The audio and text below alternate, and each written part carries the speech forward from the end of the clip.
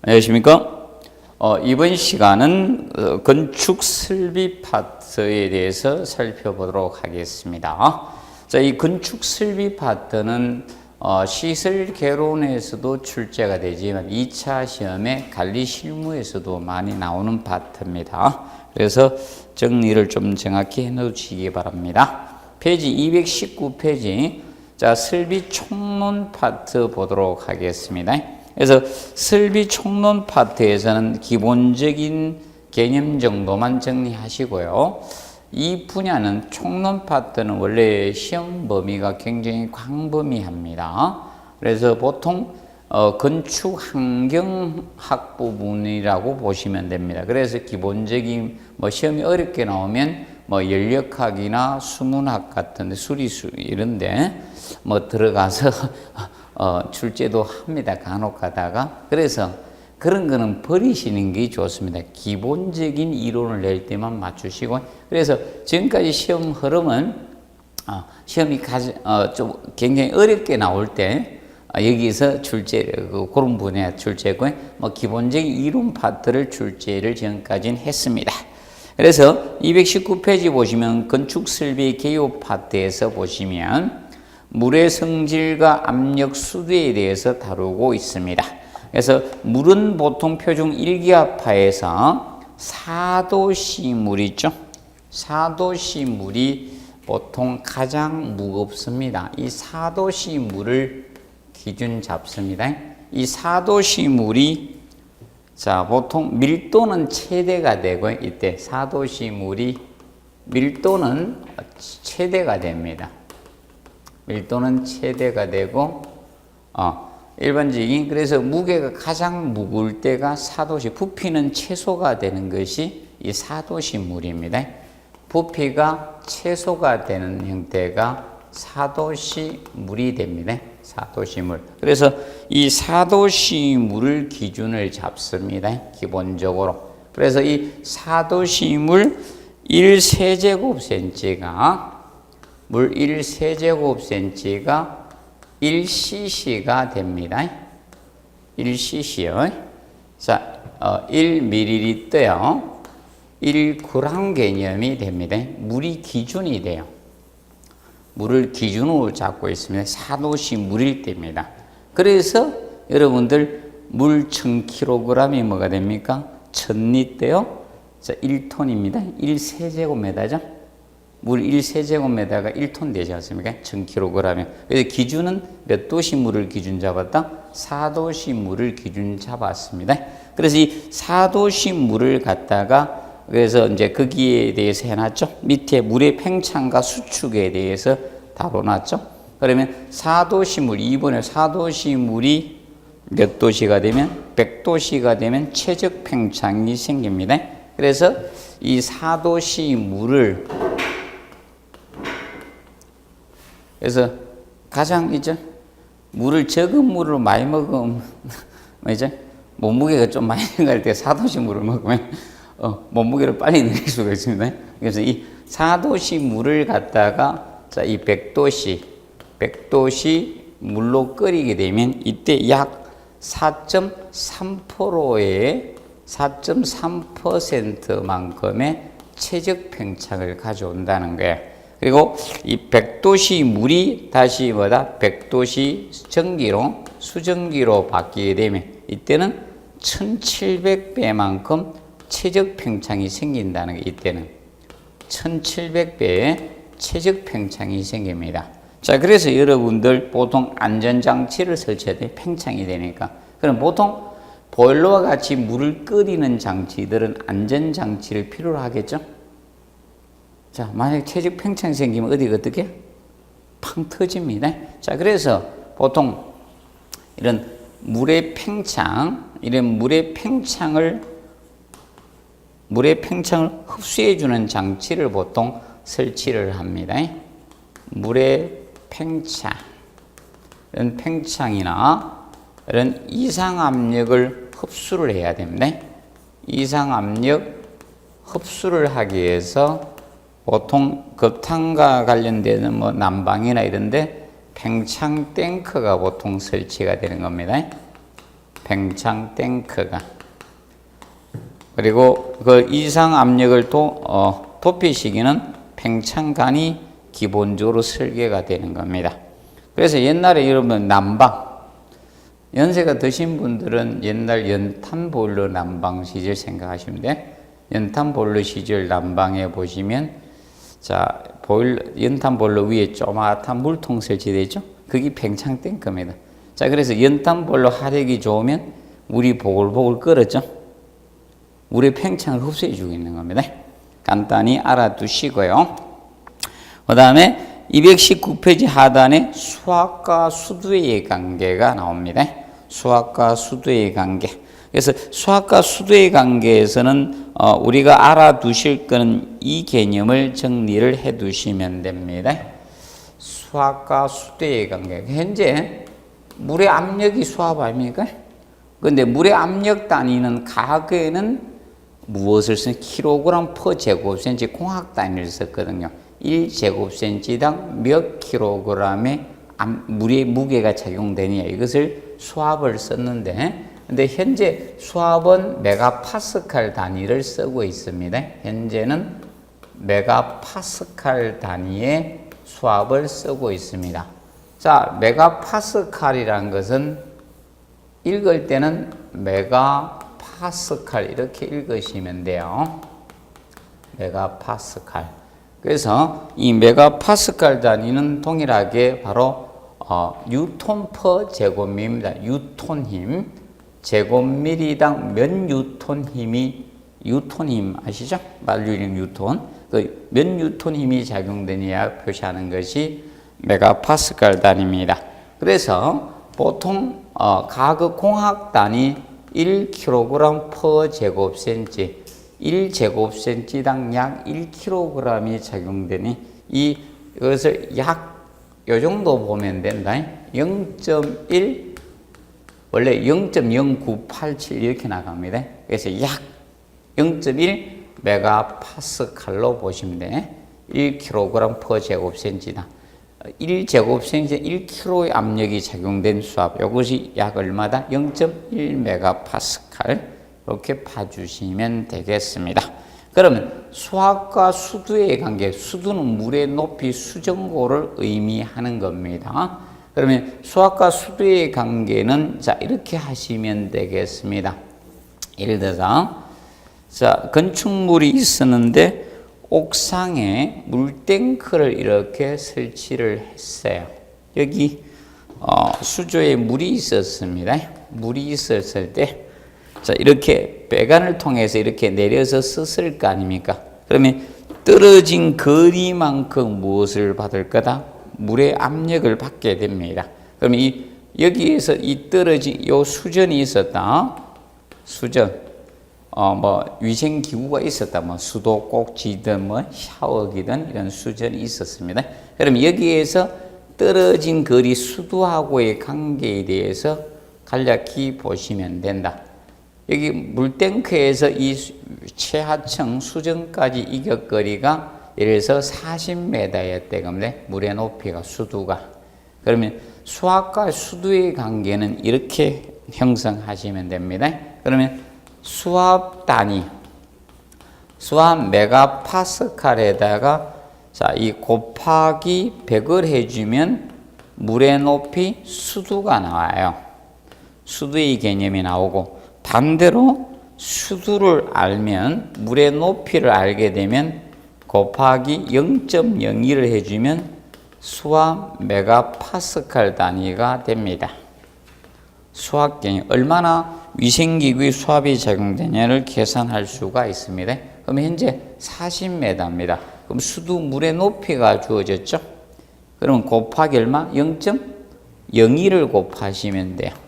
0.02를 곱하면 0.4 메가파스칼이란 수압이 작용이 되고 있는 겁니다.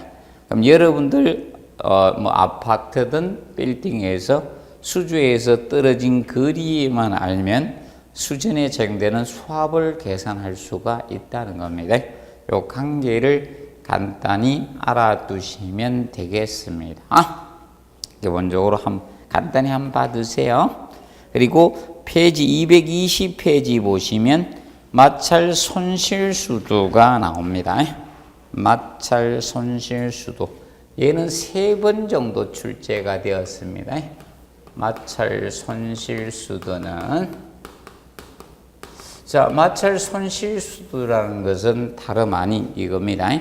간 속에 유체가 흐릅니다. 간 속에 유체가 흐를 때, 자, 보통 이 간의 표면 거칠기나 길이라든지 또는 유체의 뭐 점성이나 이런 거에서로서 손실이 발생이 되겠죠. 그걸 물의 높이로 환산한 겁니다. 그러면 보통 비행기가 공기를 가르고 가도 마찰은 발생한다. 근데 당연히 유체가 간 내부에 흐를 때 로스가 생길 수밖에 없죠. 그걸 나타내는 것이 마찰 손실수도입니다. 그럼 마찰 손실수도는 거기 식을 보시면 이렇게 나오죠. 마찰 손실수도는 마찰 손실 계수에다가, 자, 간마다 표면의 면적이나 표면 거칠기나 다르겠죠. 자, 여러분 예를 들어서 이겁니다. PVC 간하고 콘크리트 간이 있어도 그건 표면 거칠기는 다르겠죠. 그래서 이 마찰 손실 계수에다가 보통 간의 길이를 갖다가, 간의 길이입니다. 간의 길이가, 자, 이거는 이 식만 알아두시면 돼요. 식개념 가지고 시험을 다 내버립니다. 얘는 이 식만 알아두시면 뭐 서술형을 내든 계산 문제를 내든 다 접근이 될 수가 있습니다. 간의 길이를 간의 직경으로 나누는 거예요. 간의 직경으로 나눠서 곱하기 유속의 자성입니다. 자성의 2배의 중력 가속도입니다. 2배의 중력 가속도로 나누어진 것, 이것이 마찰 손실수도입니다. 그러면 중력 가속도는 9.8이죠. 9.8입니다. 자, 그래서 이것이 마찰 손실수도를 계산한 식인데, 분모 있죠. 분모하고는 항상 식에서 반비례 관계죠. 반비례고 나머지는 비례 관계, 정비례 관계죠. 그래서 분자에 놓여지는 것은 비례 관계죠. 정비례 관계죠.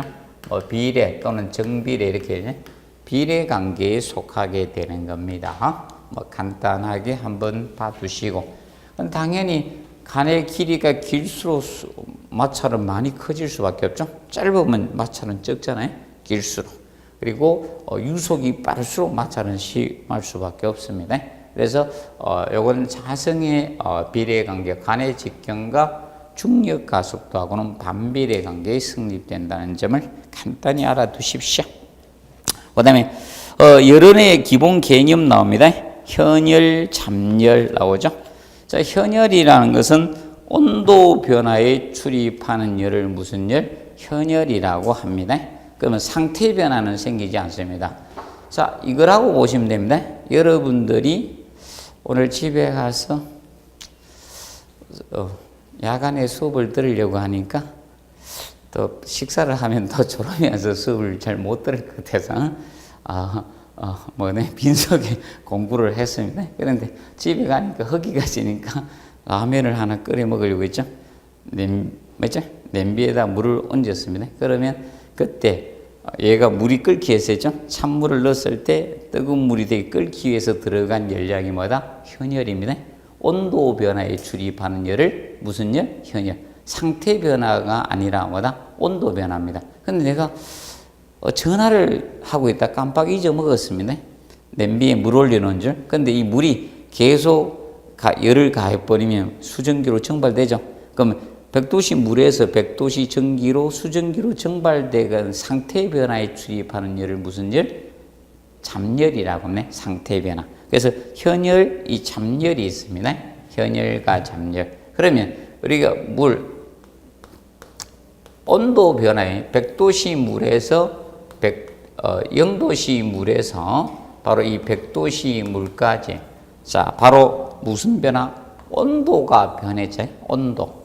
이 온도 변화에 출입하는 열을 현열이라고 합니다. 여기에서 온도, 이것을 현열이라고 하고요.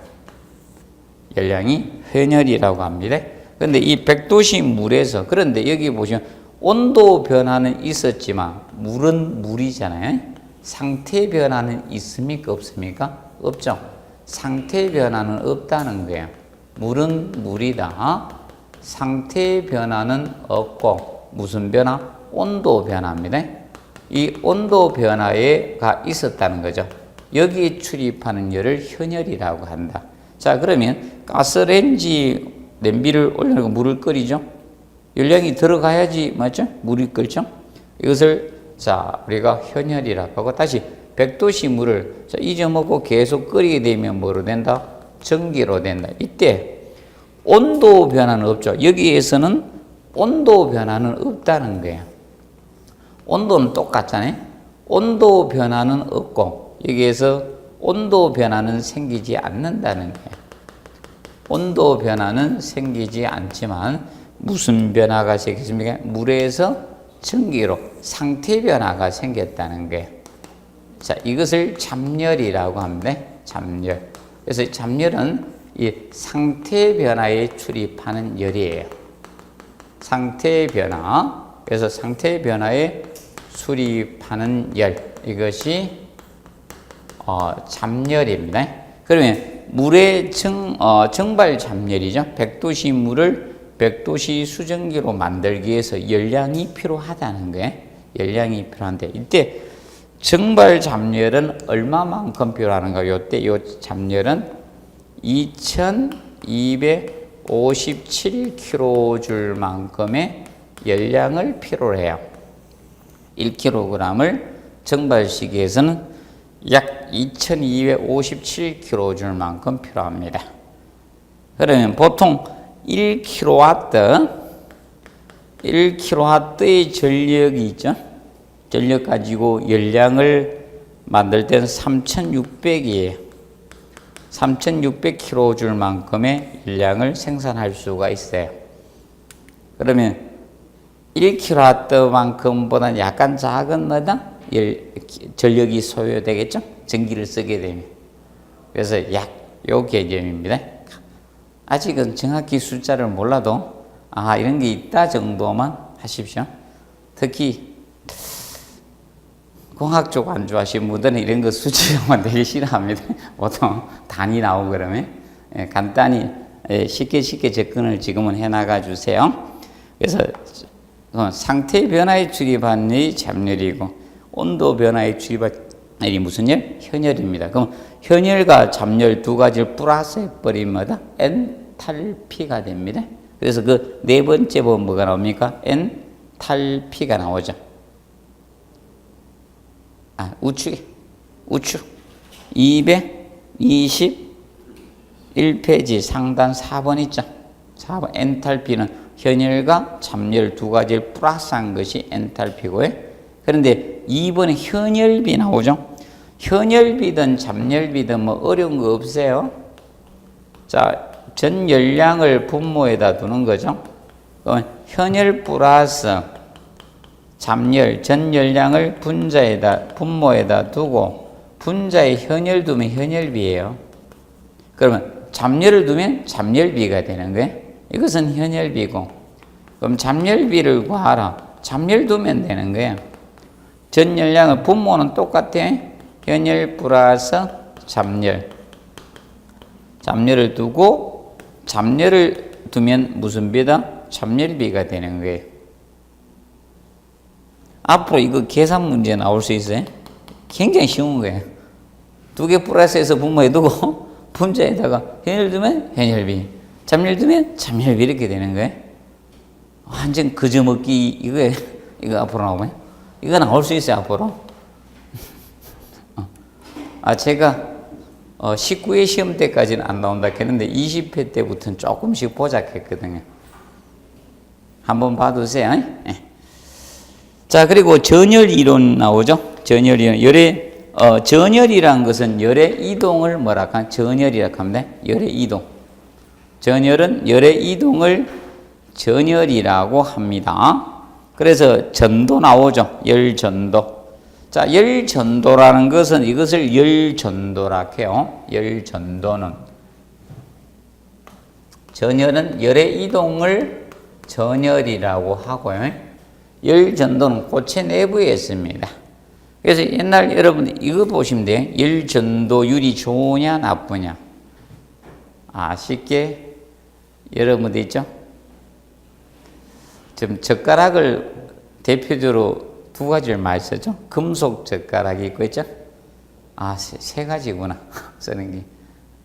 맞아요. 플라스틱 젓가락도 있고, 어디 우동집 이런 데 가면이죠.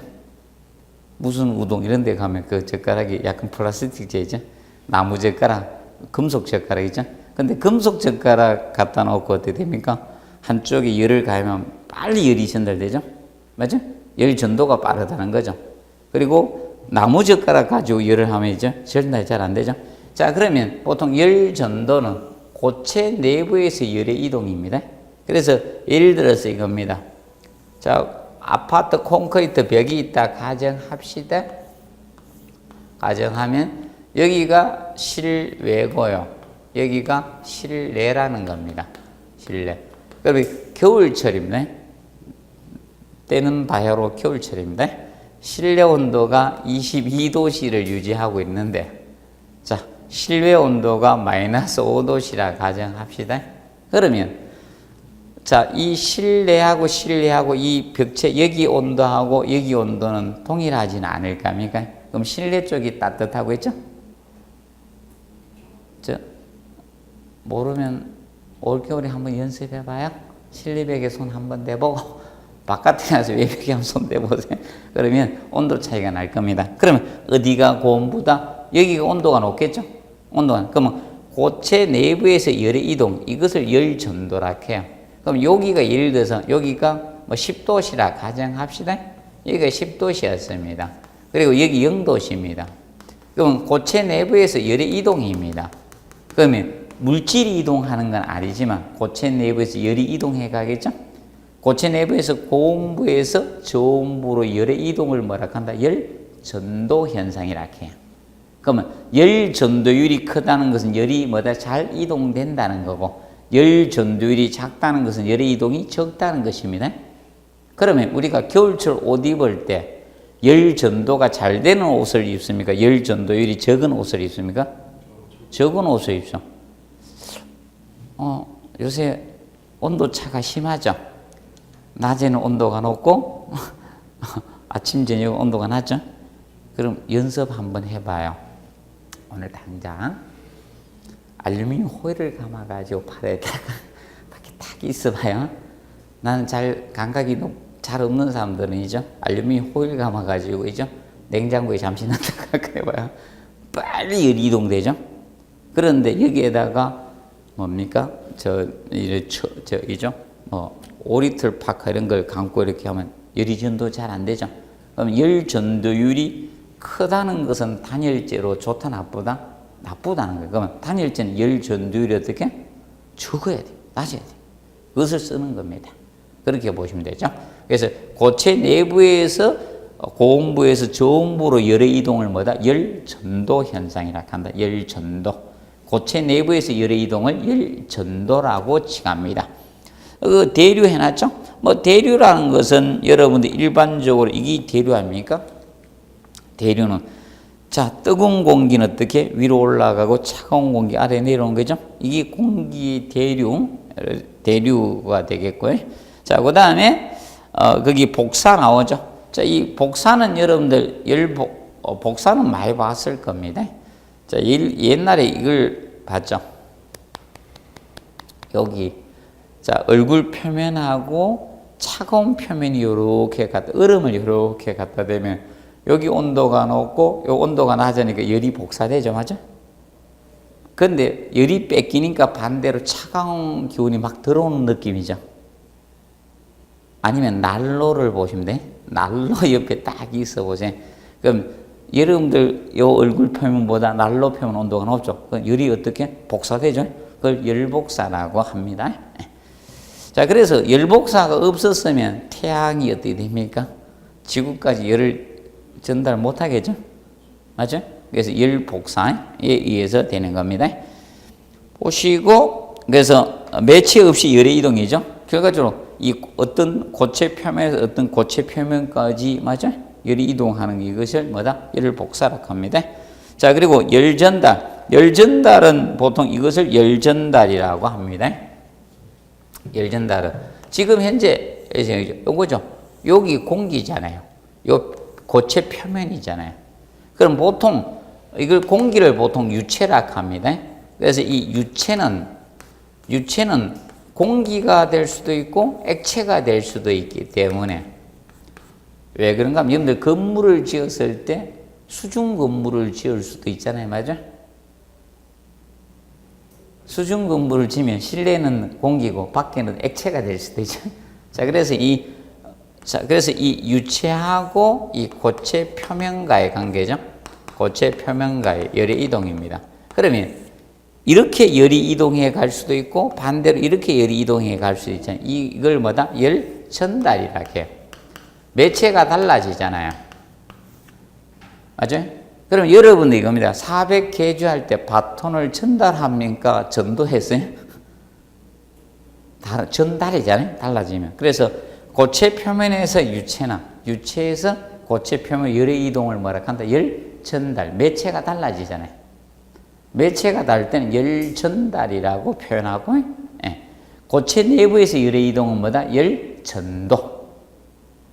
고체 내부에서 열의 이동은 열 전도라고 하고, 그 다음에 매체가 달라질 때는 뭐다? 열 전달.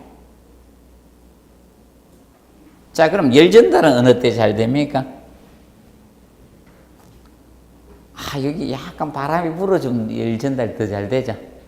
그래서 여름에 더울 때 어떻게 합니까? 맞아요? 네, 내가 기차를 타고 오는데, 내가 앉았는데 에어컨이 고장나서, 또 다른 칸에 와서, 덥대. 특히 유리창에 뭐가 또 들어오니까 열복사가 되겠죠? 막 열이 막 실내 들어오니까. 그래서 이제 열 전달, 열 전도, 고체 내부의 열의 이동을 열 전달. 그리고 그래서 이제 고체하고 유체의 관계, 이거는 뭐다? 열 전달. 매질이 달라지죠? 매체가. 그래서 이건 열 전달이라고 합니다. 간단히 알아두세요. 자, 그리고 222페이지 보시면 위생설비 가보도록 하겠습니다. 위생설비. 자, 위생설비 쪽에서 제일 먼저 급수설비. 자, 급수설비라는 것은 이걸 급수설비라고 합니다. 자, 여러분들 이겁니다. 한강물을 수도권 있는 여러분들에게 그대로 물을 공급을 해줬다. 그럼 여러분들 드시겠어요? 안 드시겠어요? 아마 세수도 안 할걸요? 빨래도 안 빨걸요? 다 생수 사서 수돗물, 맞죠? 수돗물 엄청 깨끗하죠? 한강물은 저기 방글라데시 이런 데 가는 것보다 훨씬 신의 물이죠. 한강물 정수 안 해도 지금 상태는. 방글라데시 많이 썩은 물 먹죠? 그거 보니까, 와, TV 보니까 대단하던데. 만약에 한국에 수돗물 좀 어떻게 하겠어요? 신이 내린 물이라 하겠죠? 축복의 물이라 할 겁니다. 엄청 깨끗하죠. 그런데 우리나라 사람들 어떻게 생수 사 드시죠? 맞지? 못 믿어서 어떻게 집에 어떻게 정수기 다 놓고 이래 드시잖아요. 그럼 급수설비라는 것이 물을 뭐다? 사용 목적에 알맞게 만들어서 공급해 주는 있죠. 그러면 물탱크도 필요할 거고 펌프도 필요할 거고 있죠. 배관도 필요할 거고 수도꼭지 이런 것도 필요하겠죠. 전체를 이끌어서 뭐다? 급수설비라게 사용 목적에 알맞게 만들어서 물을 공급해 주는 설비를 총칭해서 뭐라 한다? 급수설비라고 해요. 그럼 급수는 생활이 나아질수록 필수 설비가 되는 거죠. 그러면 기본적으로 이겁니다. 가장 기본이 자, 일정한 윤택한 생활을 하기 위해서는 이거죠. 물 써야 되죠. 그리고 전기가 많이 사용이 되죠. 전기 없이 돌아가야? 맞아요? 맞아요? 전기 없는 세상이다. 전기 있어야 되죠? 또 차도 전기차로 간다 난리죠. 맞아요? 중국 놈들이, 맞아요? 중국가 전기차를 밀었잖아. 다른 기술이 있더니 전기는 빠르잖아요. 맞죠? 전기는 간단하게 배터리 기술만 좋으면 되니까. 그쪽으로 간 거 아닙니까? 이러니까 온 전 세계 전기로 갈 수밖에 없잖아요. 맞죠? 전기죠. 전부 다 그거죠. 그래서 제가 기본이 전기 설비. 맞죠? 그리고 겨울에 추울 때 난방해야 되죠? 난방. 맞죠? 이런 게 기본인 겁니다. 가장 기본이죠. 불 나오면 좀 불 꺼야 되죠. 그래서 이제 소방은요, 이슈가 있을 때 그의 화재가 엄청 많이 발생을 하죠. 그럼 그럴 때 보통 일반적으로 소방 쪽이 시험이 많이 나와요. 그러면 불 나면요, 소방은 항상 조심해야 됩니다. 자, 그래서 이제 거기 보면 물의 공급과 수질에 의해서 나오죠. 지하수의 급수 과정. 그러면 지하수를 갖다가 포올려서 정수해서 공급하는 과정이 있죠. 요거는 기출되었습니다. 그냥 한번 보세요. 채수해서, 지하수를 채수해서, 곤충은 채집이라 하지만 물을 갖다 채집이라 할 수는 없죠. 채수해서 침전, 깔아앉힌다는 거죠. 침전. 폭기는 뭘 폭기라고 하면 물을 공기 중에 뿜어주는 것을 폭기라 해요. 폭기는 뭐라 한다? 물을 공기 중에 뿜어주는 것을 폭기라 해요. 그럼 반대로 물을 뿜기 힘들면요, 물 속에 공기를 불어넣어 주는 거예요. 그걸 폭기라 해요. 폭기는 물을 공기 중에 뿜어주는 것을 폭기라고 합니다. 폭기. 자, 그리고 여가는 그러는 거죠. 살균은 소독하는 거, 멸균시키는 게 살균이고. 왜냐하면 물에 미생물이 번식하면 안 되죠. 아닙니까? 그래서 살균해서 이제 여러분들에게 공급해 주는, 이거는 출제했어요. 그래서 얘는 왜 그런가? 순서는요, 재반복이 잘 없어요.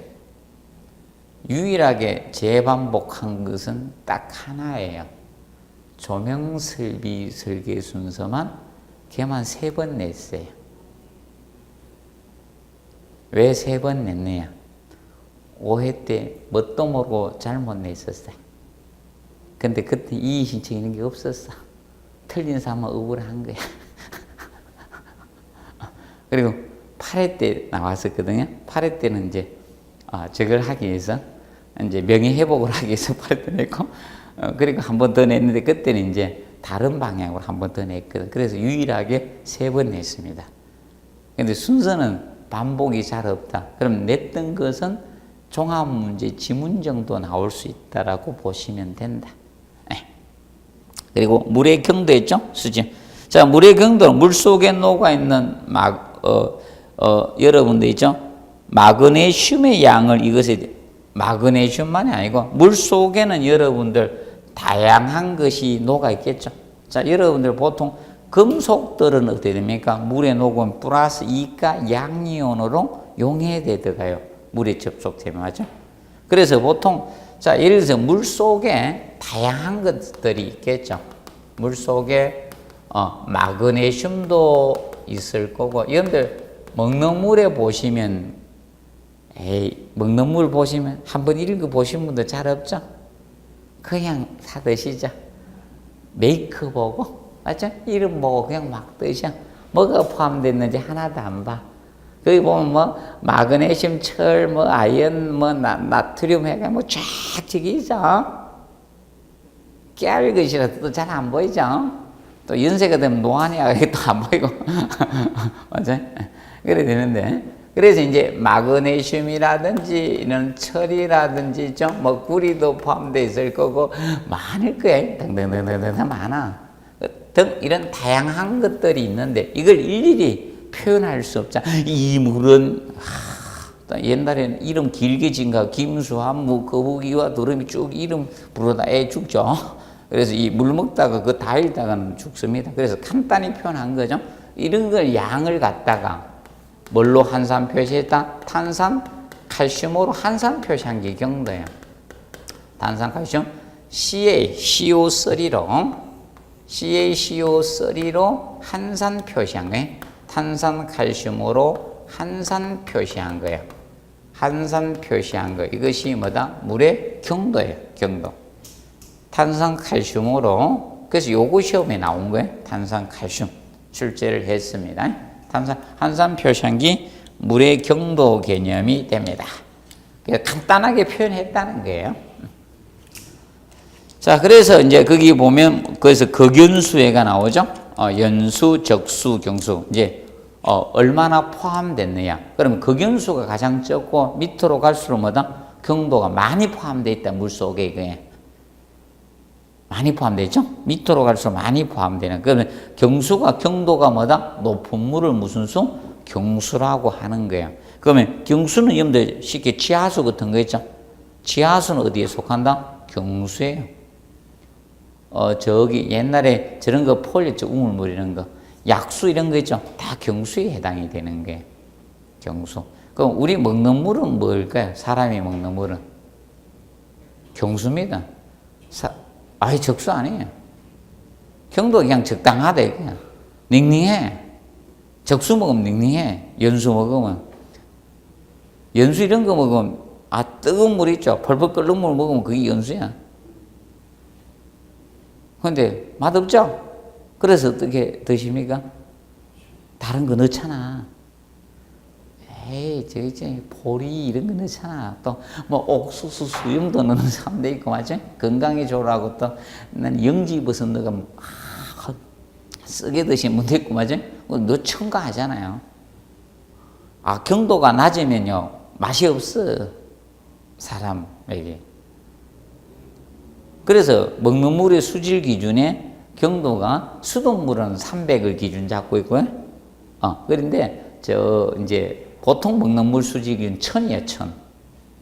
110이 경수인데 한도가 1000까지 될 수 있어요. 그러면 해양 심청수 이런 거 1200까지 돼요. 1200까지. 그래서 여러분들 이겁니다. 그럼 경수는 자 이겁니다. 그럼 이제 시험은 이제 제일 중요한 게 이제 경수 가지고 이제 시험을 내는 거예요. 경수 가지고. 그럼 연수 있죠. 연수가 물을 끓이면 연수가 되는데, 그래서 여러분들 연수가 비누용에 옛날 탕물 배웠잖아. 땀물, 센물 이러면서 학교 과정에. 이거 초등학교? 뭐 국민학교 다니는 분도 있고, 연세가 많으면 소학교 다니는 분도 있겠죠. 국민학교, 초등학교, 요때 보는 거 이제 땀물, 센물이죠. 센 물이 경수고 땀물이 뭐다? 연수. 비누용해가 잘 된다. 세탁이 잘 된다. 배웠죠? 그러면 보일러 용수나 세탁 용수는 뭘 써야 된다? 연수. 맞죠? 그래서 이 빨래할 때 세제를 많이 넣을 필요가 없는 거예요. 뜨거운 물에 풀어가 넣으면.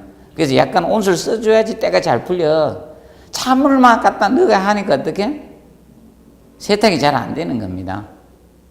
그래서 여러분 세탁을 할 때 세제를 줄일 수 있는 방법은 뭐다? 연수를 쓰면 되는 거예요. 경수를 쓰니까 어떻게? 세탁이 잘 안 되는 겁니다. 특히 아파트가 옛날 노후화됐으면 됩니까? 배관이 금속이 많이 우러나옵니다. 진국으로. 그래서 경수가 된다라고 보시면 됩니다. 그렇게 보시면 되고. 그래서 우리도 이제 간혹가다 있죠. 이런 설렁탕이나 뭐 이런 거 드시러 가면 간혹가다 비유를 하잖아. 좀 진하지 않다고 비유할 때 어떻게? 소가 장화 신고 지나간 것 같더라고. 맞지? 그런 말 안 합니까? 설렁탕 집에 갔는데 왜 맹탕이야 이럴 때 맞죠? 경도가 안 높잖아요. 그래서 이제 경수. 그러면 경수는 보통 이 물때를 형성시킵니다. 이걸 보일러에 사용하거나 이렇게 사용하면 이 경수를 보일러에 사용을 하게 되면 스케일이 발생을 합니다. 사용하면 스케일이 형성됩니다. 스케일. 물때가 형성돼. 스케일이 형성이 돼요. 그럼 물때 생기면 좋아요, 안 좋아요? 안 좋죠? 앞으로 이제 이 스케일을 우리가 물때를 우리가 스케일이라고 합니다. 스케일이 형성되니까 열을 잘 전달하지 못하는 거예요. 전유효율이 안 되니까. 그래서 우리도 이거잖아요. 공부를 계속 하다가 도중에 공부를 하면 괜찮은데 팍 쉬었다가 연세가 좀 되면 좀 다 늦게 공부하다 보니까 와 효율이 좋아요. 효율이 안 떨어져. 때가 맑겠죠. 공부를 안 하면 때가 맑혀가지고 이게 벅벅해요. 잘 안 돌아가요. 때가 길게 잘 안 돌아가니까 효율이 떨어지죠. 시간에 비해서 효율이 떨어지니까 가열이 되잖아요. 열받습니다. 그럼 뭐다? 수명 단축의 원인이 될 수 있으면 열받지 말고 공부하시면 됩니다. 자, 그리고 이제 pH에 나왔죠? pH 수소 이온 농도를 얘기합니다. pH는 수소 이온 농도, pH죠? 보통 pH 이렇게 읽죠? pH 수소 이온 농도, pH. 보통 먹는 물의 수소 이온 농도가 그 밑에 나오죠? 뭐 이거 두 번 언급이 있었습니다. 한 번은 답이 될 거예요. pH 5.8에서 8.5. 자, 요거는 잘 안 되면 이렇게 어버이날을 기억하면 돼요. 옛날은 냉수도 위아래가 있었죠? 밥상, 맞죠? 밥상에 예절해가지고 찬물도 함부로 못 마셨었죠? 여러분들 어렸을 때, 맞죠? 지금은 누가 제일 먼저 젓가락 듭니까? 하여튼 그런 게 없죠? 뭐, 순서도 없어요. 또 할아버지 또 어떻게? 손자, 손녀들 보면 어떻게? 먹으러. 귀여워가지고. 맞죠? 그래서, 그게 없는데 옛날은 칼같이 지겠죠? 그래서 어버이날 기준 잡으면 어버이날 5월 8일이 8월 5일 되면 안 된다. 수소이온 농도 pH. 그래서 제가 제일 농담을 먼저 이걸 시험을 냈고요. 이제 먹는 물에 이제 경도 가지고 시험을 냈었습니다. 경도는 수돗물은 300이고 기본물이 100이고 해양 심층수가 1200이거든, 경도가. 그거 가지고 수돗물 가지고 한번 다루었었습니다. 수돗물 가지고. 수돗물의 경도는 얼마다? 300에 300. 경도는. 수돗물은 300 ppm 넣으면 안 돼요. 그리고, 그냥 먹는 물의 수질은 1000입니다.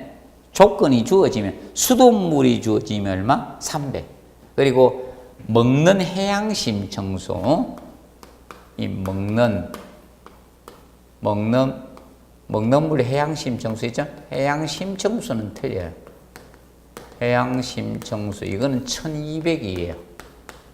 1200. 이걸 넘으면 안 됩니다. 1200. 자, 그 다음에 223페이지, 급수 설비 계획 해가지고 나옵니다. 급수 설비 계획적인 측면에 보시면, 여기 보시면, 먼저, 배관 구배 있죠? 구배는 뭘 구배라 했어요? 구배는 경사 두는 것. 구배라는 것은 무엇이다? 경사, 기울기를 두는 걸 뭐라 한다? 구배라 해요. 구배. 구배는 경사를 두는 것을 구배라고 합니다. 구배, 기울기. 물이 흘러가야 되니까 뭘 둔다? 경사, 기울기를 두는 것을 구배라고 합니다. 그래야지 공기가 정체가 안 돼요. 구배를 둬야지. 그러면 공기는 어떻게 됩니까? 가벼우니까 위로 올라가잖아. 맞죠? 그래서 경사를 둬야지 공기가 정체되지 않기 때문에 물의 흐름이 원활해요. 그리고 배관을 수리 교체할 때 물을 빼야 돼요. 경사가 안 되면 물이 고여 있을 수 있죠. 경사를 두면 물이 흐르잖아. 그래서 여러분들 욕실 가면요, 경사 구배가 잘 돼가지고 물이 안 고여 있어야 되잖아. 옥상이라 이런데 물이 고여 있으면 방수 잘 못한 거야. 잘하는 방수는 경사를 넣어가지고 물이 안 고여 있게 하는 것이 잘하는 사람들입니다. 자, 그리고 이제 굴곡 배관이 되면 공기가 정체되기 쉽잖아. 그럼 에어가 차면 흐름이 원활하지 못하죠. 그래서 공기 빼기 밸브를 설치해 줘야 됩니다. 공기 빼기 밸브, 에어벤츠 밸브, 공기를 빼줘야 돼. 특히 여러분들 이거잖아요. 난방, 보일러를 너무 열심히 가동했는데도 방이 안 따뜻해진다. 그러면 에어 찼다는 거예요. 공기가 차면 물이 순환이 안 되거든요. 그럼 방이 따뜻하다, 안 따뜻하다? 안 따뜻하다는 겁니다. 그러면 에어를 빼돌락 해야 돼. 그래서 혹시 안 되는 분들, 저 있죠? 자기 직접 빼지 말고요. 관리사무소에 과장님들이 있거든요. 에어 빼돌락 하면 빼줍니다. 근데 초보 과장님 왔다 그러면 안 빼주고요. 학교에서 어떻게? 공부하고 바로 취업 전생에 들어오는 과장님들도 간혹가다 있다. 안 그래도 그 소장님 한 분이 여성 소장님이었는데 그분도 자격증 따고 바로 나갔고 과장님도 초보고 왔을 때요. 그래가지고 과장님 어떻게 빼봐야 되니까 저도 몰라요. 그래가지고 수업 시간에 갈 사람 이러니까요. 아무도 손을 안 듭니다. 제가 좀 옛날에는 좀 강했거든요. 수 빠지고 그러면 난리 났거든. 버럭버럭 하고 이랬거든. 조금. 요새는 참 편안합니다. 절대 그런 타치 안 합니다. 그랬더니 어떤 분이 거기서 퇴근 바로 하면 가고 아니면 안 갑니다. 이래야 돼. 그래. 그럼 퇴근하라겠지만. 빼주고 바로 퇴근하게 손 들고 가세요. 그래서 보내줬었습니다. 에어빼라고. 그래서 공기는 빼는 거는 과장님들 여기 현직에 계신 분들도 간혹가다 좀 배워가는 게 좋습니다. 에어 빼는 거는 기본적으로. 그래서 공기 빼기 밸브 이거는 시험도 출제가 됐습니다. 그리고 지수 밸브. 자, 지수 밸브는 다른 것이 아니라 이런 부분에 숫자가 물 숫자고 거쳐야 된다. 중단을 시킬 수 있어야 되는 거죠. 쉽게 수평배관이 가고 이렇게 각 라인이 이렇게 나간다는 거예요. 어디가 터졌습니다. 그러면 터지면 전체를 다 닫을 수는 없잖아요. 한 라인만 닫고 공사를 하든지 한 층만 닫고 공사해야 되겠죠. 그럼 이거 수평배관, 수직배관 이런 분기점에 설치하는 밸브입니다. 이 국부적인 단수나 이런 거 수량을 조절하기 위해서 이렇게 해서 밸브 설치한 겁니다. 여기에. 이렇게 라인마다 여기 밸브 설치하는 겁니다. 아니면 이제 각 층에서 이렇게 나갈 거 아니에요, 라인이. 각 층에 이렇게 라인 나가면, 여기 고장났는데 전체 다 닫을 필요 없지. 여기만 딱 닫으면 되죠. 그럼 일단은 어디가 터졌다 하면 뭐부터 달려야 된다? 지수 밸브를 잠가야 되는 거예요. 맞죠? 이겁니다. 그러면 국부적인 단수나 수량을 조절하기 위해서 분기점에 있는 겁니다. 항상 기억하세요. 어디? 분기점. 자, 그러면 여기도 있습니다. 여러분 세면기 있죠? 세면기 여기 터져가 막 계속 나온다. 그 밑에 닫으면 돼. 지수 밸브 있어요? 밑에 요래 보면 요래 돌리는 거 있죠? 거기 지수 밸브예요. 거기 드라마에서 나왔는데 이동건 씨가 나왔는데 무슨 양복점이었는데 양복점인데 혹시 드라마 보신 분도 있습니까? 월계수 양복점인가? 드라마에서 했는데 차인표인데 주인공이 이동건하고 양복점 사장 아들이 이동건이 있었잖아요. 맞죠? 그 상대 배우이죠? 여기 있었는데 거기 갔잖아요. 근데 세면기 고장 나가지고 고쳐준다고 하다가 모르고 잠그고 해야 되는데 지수벽을 닫고 해야 되는데 그냥 해가 탁 터져가지고 드라마도 잘 보면 도움되는 게 있어요. 간혹 그래서 이것이 무슨 밸브? 지수 밸브입니다. 그래서 이거는 보통 그 체크 국부적인 단수 처리나 수량 수압을 조절하기 위해서 얘는 어디에 설치한다? 분기점. 거의 분기점에 설치하는 밸브가 지수 밸브다. 그리고 4번에 이제 이 슬리버. 자, 슬리버는 간통배관. 자, 이 예를 보시면 됩니다. 자, 아파트 에어컨 실내기하고 실외기 사이를 연결해 줘야 되죠? 맞죠? 그럼 파이프가 가야 되잖아요. 그러면 에어컨 할 때마다 아파트에 구멍 뚫면 소리가 요란해서 돼야 안 돼요? 안 되겠죠? 그래서 아파트 실내기하고 에어컨 실외기 사이 연결해 주는데 미리 간을 묻어둔 거예요. 그럼 옛날 아파트는 그 실에만 철간 이걸 묻어뒀거든, 슬리버를. 근데 지금은 하나의 실외기 가지고 실내 에어컨은 실내기는 2대, 3대까지 하죠? 맞죠? 그렇다 보니까 그게 일단은 큰 방도 다 뚫어줘요, 요새는. 미리 설치가 되어 있습니다. 그런데 옛날 아파트는 어떻게 큰 방은 설치가 되어 있다 침실은 안 돼 있죠? 그래서 일일이 어떻게? 도로록 뚫었죠. 많이 시끄러웠죠? 옛날 아파트는. 근데 최근 아파트는 미리 다 설치해놔요. 슬립을 미리 설치해 주는 겁니다. 그러면 배관을 교체하기 편리하죠. 맞죠? 에어컨, 맞죠? 때가 갈 때 싹 빼가 가고 나서. 맞죠? 다시 설치하기도 편하고. 그럴 목적으로 쓰는 게 뭐다? 슬리버다. 자, 그거 정면 안 봐두시고, 그 다음에, 여기 보면, 5번 보시면 이거죠? 5번에 보시면 저거에 대해서 나왔습니다. 급수 오염을 방지하기 위해서 우리가 하는 대책을 거기다 해놨죠. 일어나지 않도록 우리가 해야 된다는 겁니다. 그래서 뭐 수조의 경우 유입구와 유출 간의 거리를 멀리 해주라는 것은 다른 게 아니고 이겁니다.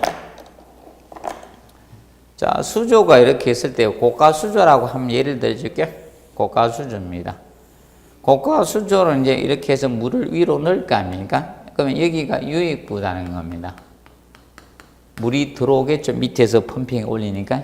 그러면 유출구를 이쪽에 두라, 멀리 두라는 겁니다. 유출구를 이쪽에 둬가지고요. 왜 그런가 하면 유입구와 유출구의 거리가 가까워지면 됩니까? 물이 안에가 정체되어 있을 수가 있다는 겁니다. 그러면 위로 공급하고 밑에서 빼쓰게 되면 어떻게 됩니까? 정체가 돼야 안 돼요? 안 되겠죠? 그래서 우리도 이러면 안 되죠? 이리 넣었다가 이리 빼면 돼야 안 돼? 입으로 넣었다가 이리 토하는 분도 있죠? 굉장히 안 좋은 거예요. 유입과 유출과 같잖아. 과연 좋아요, 안 좋아요? 안 좋죠? 그래서 유입과 유출구를 멀어야 됩니다. 최대한 멀리 해야지. 그래서 이렇게 하는 목적은 이겁니다. 물의 정체입니다. 그거는 물의 정체에 따른 수질 오염 방지를 위해서입니다. 물의 정체에 따른 수질 오염 방지. 이게 목적이에요. 유입과 유출 구간의 거리를 멀리하라. 그러면 다르게 하면 대각선으로 배치하라. 이게 멀리하라는 것은 대각선 배치하라는 거네. 대각선 배치하라는 거. 유입과 유출구를 대각선 배치해주라 이 뜻입니다. 그 다음에 음료용 급수관과 기타 배관을 교차 연결해서는 안 됩니다. 연결하면 수질이 오염될 수 있죠. 교차 연결하지 않도록 해두라는 겁니다. 봐두시고 그 다음에 넘어갑니다. 자, 뭐 이 급수 조닝이라는 것은 간단히 개념 정도만 기억하세요. 급수 조닝이라는 것은 이겁니다. 어렵게 보지 마시고요. 자, 고가 탱크에서 자, 밑에까지 공급을 합니다. 초고층 건물입니다. 건물이 높게 되면요, 위에서 하나로 공급하면 굉장히 위험해요. 여기서 그대로 떨어뜨려 버리면 이 저층부의 수압이 가대해집니다. 가대해집니다. 자, 예를 들어서 여러분입니다. 자, 제2롯데월드이죠. 타워에서 옥상에서 물탱크로 해서 물을 밑으로 내리면 과연 어떡할까요? 근데 폭포 높은 데서 물 떨어지는 거 맞아봐요. 아파요, 안 아파요? 아프고, 물 받으려고 하면요, 다 튀어나가죠. 수압이 세가지고. 제가 같습니다. 여러분들 소방차 물 쏘는 거 맞으면 탁 힘들겠죠? 그거 같이. 그러면 저층부의 수압이 가대해져요. 저층부의 수압이 너무 커지는 거야. 가대해지니까 이렇게 하지 말고 존을 나눠서 물을 공급하자는, 지역을 나눠가 이렇게 몇 단계로 나눠서 따로따로 물을 공급하자는 거예요. 따로따로 존을 나눠서 지역을 나눠서 물을 공급하자는 거예요. 이걸 뭐라 한다? 급수 조닝이라 합니다. 그러니까 수압이 가대해지면 사용하기 힘들어져요. 그래서 여러분 이거죠. 수압이 가대해지면요, 수도꼭지 수전을 세면기 탁 열면 물이 세면기 탁 튀면서 다 물이 비산이 돼버리죠.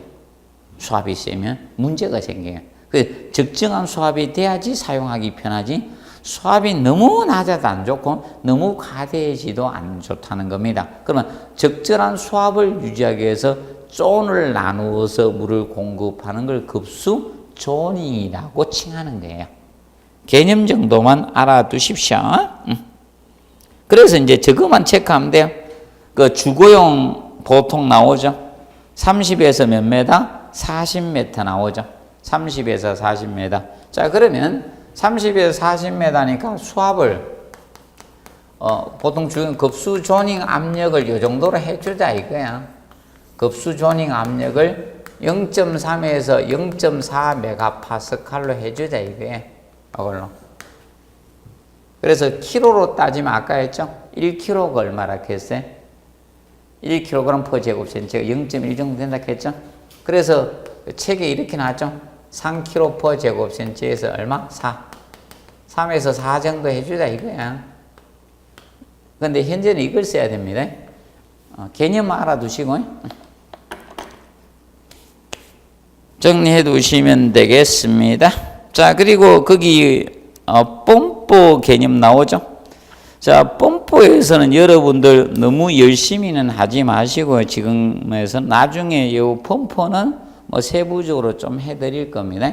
지금까지 펌프의 흐름은 이거였었어요. 제일 먼저 나왔던 것은 용도를 먼저 냈었습니다. 펌프는 용도 쪽을 냈다가 그리고 계산 문제로 갔다가 그 다음에 어디로 갔는가 하면 펌프에서 생기는 현상, 뭐 공동현상이라든지 또는 서징 현상, 현상적인 측면을 냈고요. 그리고 이제 앞으로 어느 쪽으로 갈 가능성이 높은가 하면 그 양정과 관련된 거 있죠. 그래서 225페이지 보면 거기 뭐다? 양정 나오죠. 양정 나오죠. 225페이지. 양정은 원래 공학적 개념은 압력 차이입니다. 압력 차이인데, 그러면 여러분들은 공학적 개념으로 힘들기 때문에 물을 뿜올린 높이라고 생각하면 돼. 양정을 물을 뿜올리는 높이라 생각하세요. 뿜어올리는 높이를 양정이라고 보시면 되는데, 물을 뿜올린 높이.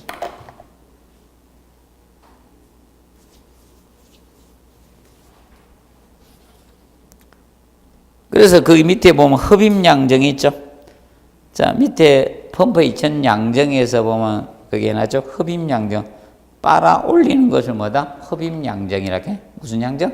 흡입양정. 빨아 올리는 것은 흡입양정. 그리고 내뱉는 것이 뭐다? 그러면 지금 펌프로 보면 이렇게 보시면 됩니다. 자, 펌프가 있을 때, 자, 펌프가 이렇게 있으면요. 이게 펌프예요. 그러면 이렇게 해서 이렇게 물이 여기 있을 거 아닙니까? 흡입구가 이렇게 있을 때. 그럼 여기서 펌프가 있을 때 내뱉을 거 아닙니까? 자, 그러면 여기에 수면에서 이 펌프의 중심축까지 빨아 올리는데 이게 흡입 양정이고요. 그럼 여기서 내뱉을 거 아닙니까? 이게 토출 양정이고. 이게 토출 양정이고. 그럼 실제 물을 뿜어올린 높이는 여기서 여기까지. 이게 뭐다? 실양정이다, 이게. 이게 실제 물을 뽑히는 실양정 개념이 된다는 게 이게 실양정이다, 이겁니다. 그런데 배관 내에서 뭐다? 마찰 손실수도가 생긴다. 그 마찰 손실도까지 합쳐주면 전양정 개념이 된다, 이겁니다. 그럼 양정은 일단 이것만 개념 기억하세요. 양정은 물을 뿜는 높이다. 그럼 사실 압력을 가해줘야지 물이 올라가겠죠? 아닙니까? 그럼 물 보고, 야, 올라가라. 아파트 지어놓고, 지하철에 물러놓고, 이야, 물아. 고가수조까지 올라가라 한다고, 마법사가 한다고 안 올라가요? 그래서, 그걸 우리가 이야기하고 있죠. 그 다음에 넘겨보시면, 226페이지, 급수 방식 종류 특성 나와요. 수도 직결 방식이 있죠. 수도 직결 방식은 수도 본관의 압력으로 공급해 주는 게 수도 직결 방식입니다. 수도 직결 방식은 수도 본관의 압력으로 공급하는 방식이 수도 직결 방식이에요. 뭐 단독주택 생각하면 되죠? 단독주택. 수도 본관의 압력으로 공급하는 방식. 그럼 얘는 물탱크가 필요 없는 거예요. 그러면 얘는 방식으로 펌프 필요 없는 거예요. 펌프가 필요 없고 물탱크도 필요 없는 거예요. 물탱크도 필요 없습니까? 그럼 시설비는 쌀까요? 비쌀까요? 싸요. 그런데 수도 본관의 압력으로 공급하다 보니까 얘는 정전시 공급을 할 수가 있는 거예요. 정전시는 급수가 되는 거예요. 정전할 때는 전기가 공급 안 돼도 왜? 펌프가 가동 안 하니까. 맞아요? 상수도에서 압력으로 오니까 정전이라는 건 전기가 공급 안 된다는 게 단전됐을 때. 자, 고가 탱크는 그 그림 보다시피 어디에? 고가 수조 있죠?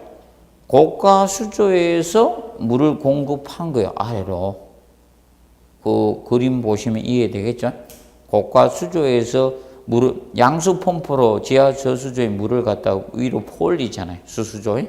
물을 폴려서 고가에 머물다 하잖아요, 그죠? 이것이 고가 탱크. 탱크가 뭐다? 물 탱크가 수조죠? 고가 수조, 고가 탱크입니다. 옥상 탱크를 이용하겠다, 이게. 그래서 얘가 가장 많이 나오는 거예요. 고가 탱크 방식. 그러면 고가 탱크 방식은 물을 어디 저장했다 내려서 씁니까? 옥상에 놔뒀다가 내려서죠? 그러면 얘가 고가 탱크가 하향입니다. 고가 탱크 방식이 하향 공급 방식을 채택하고 있는 거예요. 하향 급수를 하고 있는 거예요. 유일하게. 고가 탱크 방식은 무슨 공급? 하향 공급을 하고 있는 방식입니다. 그런데 물탱크가 크다 보니까 물은 안 쓰면 어떻게? 수질 오염이 가능성이 제일 높은 거예요. 그래서 이런 건물은 가서 물 드시면 안 돼. 건물 있는데 건물에 들어가니까 무서워. 뭐가 나올지. 맞죠? 사람이 없어. 어시시해. 그러면 그 공실이 너무 많아. 그 빌딩 건물이. 맞죠? 그러면 물이 썩어. 고가 탱크가 공실될 거 생각해서 고가 탱크를 만든 건 아니죠. 그 건물이 잘 될 줄 알고 다 만들어 물 탱크를 설계해놨는데 물을 안 써. 그럼 어떻게? 물이 오염되는 거예요. 그런 데 가서는요, 손도 안 씻어요. 그런 건물. 물이 어떻게? 썩어 있어요. 그래 보시면 됩니다. 자, 그리고 압력 탱크 방식은, 자, 그 그림 보세요. 자, 저수조의 물을 갖다 어떻게? 급수 펌프로 압력 탱크에다 막 공급해서 상향 공급하는 방식이에요. 그럼 압력 탱크는 압력 용기거든. 압력 용 탱크 수조에다가 급수 펌프로 계속 물을 공급하니까 공기가 압력이 가해질 거 아닙니까? 그래서 공급하는 게 압력 탱크 방식입니다. 자, 그러면 압력 탱크가 압력에 견뎌야 되겠죠? 아닙니까? 그러면 압력 탱크 제작 비용이 쌀까요, 비쌀까요? 비쌉니다. 압력 탱크는. 그래서 모르시면 이거 기억하면 돼요. 압력 밥솥이 비싸요? 일반 밥솥이 비싸요? 압력 밥솥이 비싸죠? 특히 우리나라 거 요새 좋죠? 그 다음에 부스터 방식 있죠? 부스터 방식은 펌프로 직접 공급하는 방식의 펌프 직송 방식입니다. 펌프 직송 방식. 자, 펌프로 직접 공급하는 방식입니다. 펌프 직송 방식 이렇게 해요. 그럼 얘를 다르게 이야기하면 정확히 이렇게 나오는데 탱크가 없는 원래 이렇게 부스터 방식 이렇게 가거든. 너무 길어. 그래서 부스터 방식은 많이 써요. 원래 이렇게 씁니다. 탱크가 없는 부스터 방식. 그래서 탱크라는 것은 어떤 탱크인가 하면요, 고가 탱크가 없다 이 뜻이에요. 고가 탱크가. 옥상 탱크가 없다 이 뜻입니다. 그 측면 간단히 보시고요. 그 다음에 거기 227페이지 배수 설비부터는 잠깐 휴식하고 하도록 하겠습니다. 배수 설비부터는.